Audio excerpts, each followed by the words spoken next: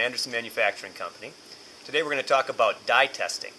The purpose of dye testing is to confirm whether the location of a leak that you've identified visually is actually causing a leak problem, that there's actually water escaping from the pool. So in order to dye test, the process is to put a small amount of dye close to that suspected leak location.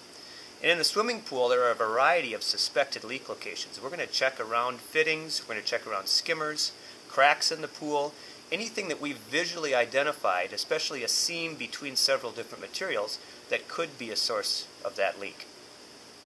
A common misconception is that one would be able to just put a big cloud of dye into the pool and watch where that dye moves to identify where the leaks are.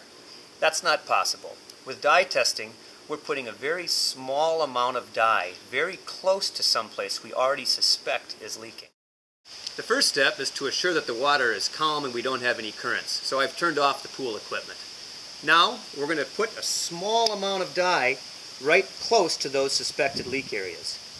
I find that the easiest way to administer a small amount of dye is to hold on to the dye tester not like we would a normal syringe with our thumb on top, but to use my thumb and my first finger to hold the barrel and then the base of my palm to push the barrel in. That gives me the ability to really put a fine ribbon of dye close to where I suspect that leak is. I also find it's helpful to have an inspection mirror available as well.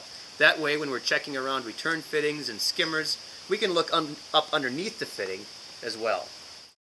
At Anderson Manufacturing Company, we have dye testers available in a couple different styles. We have a fluorescent yellow that shows up real well against dark backgrounds and is especially helpful in light niches or dark skimmers.